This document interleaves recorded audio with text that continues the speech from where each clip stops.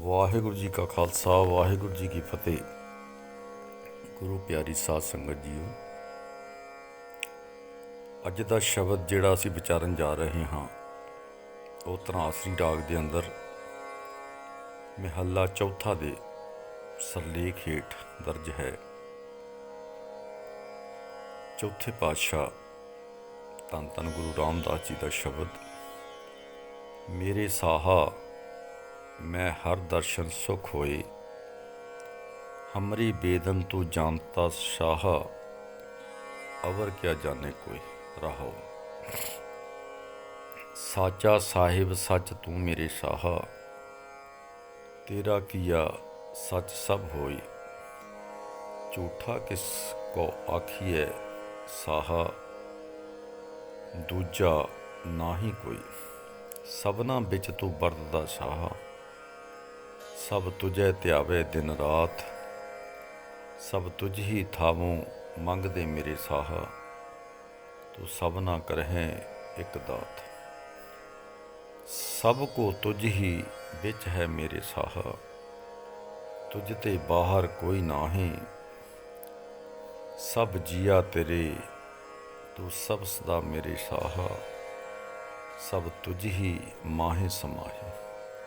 सबना की तू आस है मेरे प्यारे, सब तुझे ध्यावे मेरे साह, ज्यों भावे त्यों रख तू मेरे प्यारे, सच नानक की पातशाह। गुरु प्यारी साध संगत, गुरु महाराज बयान करते हैं, मेरे शाहा मैं हर दर्शन सुख होई।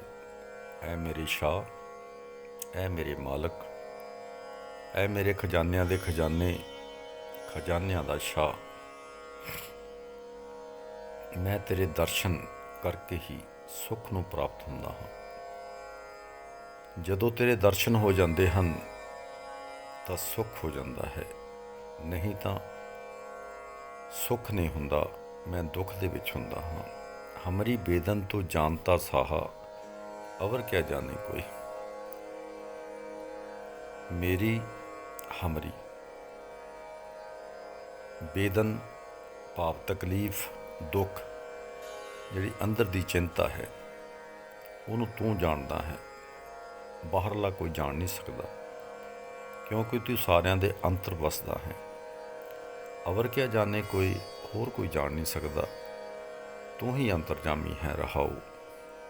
साचा साहिब सच तू मेरे साहा, तेरा किया सच सब होए। तू सच्चा साहिब है, सच्चा मालिक है, सच तू मेरे साहा, तू सच्चा है, तू सच्चा साहिब है, तेरा किया सच सब होए। जो तू कीता है वो सारा कुछ सच्चा है। झूठा किसको आखिए साहा, दूजा ना ही कोई। उसनूं झूठा आखिए ਜਿਹੜਾ तेरे तो बगैर होवे। तू सारिਆਂ ਦੇ ਵਿੱਚ है, ਘਟ ਘਟ ਦੇ ਵਿੱਚ समाया होया है, कण कण ਦੇ ਵਿੱਚ जरे जरे ਦੇ ਵਿੱਚ पत्ते पत्ते ਦੇ ਵਿੱਚ समाया होया है। इस करके कोई झूठा नहीं है, सारिਆਂ ਦੇ ਵਿੱਚ तू है, इस करके सब सच्चा है। सबना ਵਿੱਚ तू ਵਰਤਦਾ ਸਾਹਾ, सब तुझे ਧਿਆਵੇ दिन रात। ਸਾਰਿਆਂ ਵਿੱਚ तू ਵਰਤਦਾ है, सूरज ते चंद ਦੇ ਵਿੱਚ तू है, दिन ते रात दे विच तू है, धरती आकाश दे विच तू है। तू सारी जगह वरतदा है। सारे ही जीव इस विश्व दे विच खंडां ब्रह्मंडां दे अंदर जिहड़े हन वो सारे तैनूं ही ध्याउंदे हन, दिन रात तेरा आराधन करते हैं। दिन तो भाव है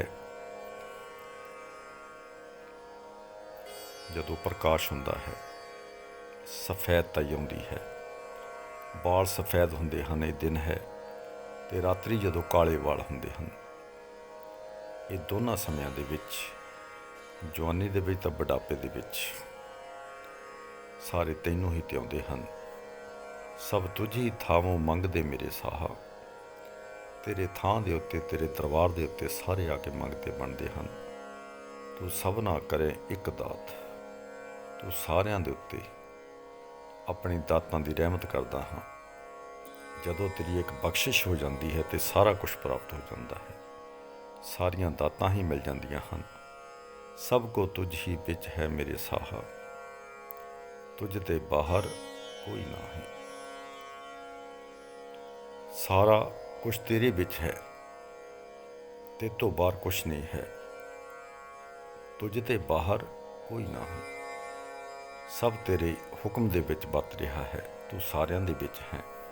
ਸਾਰੇ ਤੇਰੇ ਅੰਤਰ ਹਨ। ਸਭ ਜੀਆ ਤੇਰੇ ਤੂੰ ਸਭ ਸਦਾ ਮੇਰੇ ਸਾਹਾ। ਜਿਤਨੇ ਵੀ ਜੀਵ ਸੰਸਾਰ ਦੇ ਵਿੱਚ ਰੱਥ ਲੱਖ ਜੋਨਾਂ ਤੋਂ ਪੈਦਾ ਕੀਤੀਆਂ ਹਨ, ਤੂੰ ਸਾਰਿਆਂ ਦਾ ਹੈ। ਪਸ਼ੂ ਪੰਛੀਆਂ ਦਾ, ਮਨੁੱਖਾਂ ਦਾ, ਦੇਵਤਿਆਂ ਦਾ, ਦੈਂਤਾਂ ਦਾ, ਦਾਨਵਾਂ ਦਾ, ਜਿਤਨੇ ਵੀ ਪ੍ਰਾਣੀ ਹਨ ਇਸ ਸੰਸਾਰ ਦੇ ਵਿੱਚ, ਉਹ ਸਾਰੇ ਹੀ ਤੇਰੇ ਤੋਂ ਪੈਦਾ ਹੋਏ ਹਨ ਤੇ ਤੇਰੇ ਵਿੱਚ ਹੀ ਸਮਾ ਜਾਣਗੇ। ਸਭੇ ਜੀਆ ਤੇਰੇ ਤੂੰ ਸਭ ਸਦਾ ਮੇਰੇ ਸਾਹਾ। ਸਭ ਤੁਝ ਹੀ ਮਾਹੇ ਸਮਾਹੇ, ਤੇਰੇ ਵਿੱਚ ਜਾ ਕੇ ਸਮਾ ਜਾਣਗੇ। ਸਭਨਾ ਕੀ ਤੂੰ ਆਸ ਹੈ ਮੇਰੇ ਪਿਆਰੇ। ਇੱਕ ਤੇਰੇ ਹੀ ਮਿਲਣ ਦੀ ਆਸ਼ਾ ਹੈ ਸਾਰਿਆਂ ਨੂੰ, ਕੋਈ ਵੱਡਾ ਹੋਵੇ ਜਾਂ ਛੋਟਾ ਹੋਵੇ, ਆਖਰ ਤੇਰੇ ਤੇ ਆ ਕੇ ਗੱਲ ਡਿੱਗਦੀ ਹੈ। ਸਭ ਤੁਝੇ ਤੇ ਆਵੇ ਮੇਰੇ ਸਾਹ। ਸਾਰੇ ਤੈਨੂੰ ਹੀ ਧਿਆਉਂਦੇ ਹਨ, ਕਿਉਂਕਿ ਤੂੰ ਸਾਰੇ ਸ਼ਾਹਾਂ ਦਾ ਸ਼ਾਹ ਹੈ। ਤੂੰ ਮਾਲਕਾਂ ਦਾ ਮਾਲਕ ਹੈ। ਤੂੰ ਖੰਡਾਂ ਬ੍ਰਹਿਮੰਡਾਂ ਦਾ ਸਵਾਮੀ ਹੈ। ਕੋਟ ਬ੍ਰਹਿਮੰਡ ਕੋ ਠਾਕਰ स्वामी, सगल जियां का दाता रे बाणी आखती है। ज्यों भावे त्यों रख तू मेरे प्यारे। जिदा तेनों भाउंदा है तू उदा मैनूं रख लै, मैं तेरी रजा दे विच रवांगा। तेरी रजा विच ही मैनूं सुख है, तेरी रजा तो बाहर दुख ही दुख है। इस करके जिस तरह तू मैनूं रखी मैं उसी तरह रवांगा। सच नानक के पातशाह,